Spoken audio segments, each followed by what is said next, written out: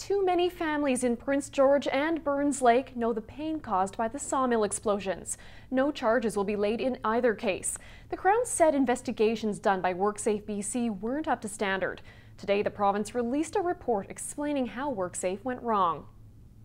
It was a devastating loss, not just for the workers of Lakeland Mills, but also Babine Forest Products. But the explosion and fires have not and will not result in criminal charges. That discovery pushed Jobs Minister Shirley Bond to commission a complete review of WorkSafe BC and come up with recommendations to ensure workers and families never have to suffer the same. For the local steelworkers union, the recommendations are long overdue. I was quite surprised that the recommendations have turned around as fast as they have. And as you said, a 192-page report that came forward. And actually there was 43 recommendations that I went through this morning there. And there are some pretty good recommendations. We just hope they follow through in as a timely fashion as they have with the report. The decision not to pursue criminal charges is a direct result of how the WorkSafe BC investigations were conducted. It led to a recommendation to create a two-tier investigative procedure.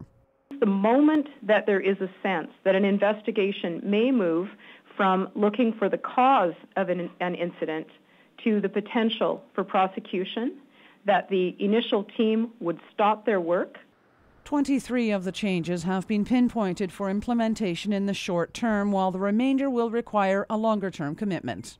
I think they should prioritize and at least follow through on the ones that bring the safety to the forefront. Education is a big component that we need to have out there, both with our employees and the employers, and their ability to refuse unsafe work when they know what the requirements are around their place of employment.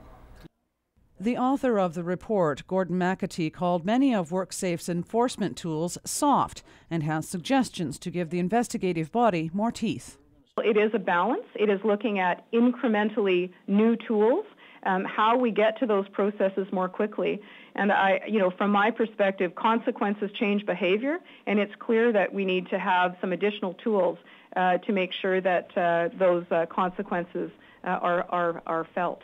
They keep chasing individual companies around, writing orders after orders after orders, and eventually these guys just shut doors and then resurface in the same industry, maybe even in the same communities, just with a different name, and start with a clean slate.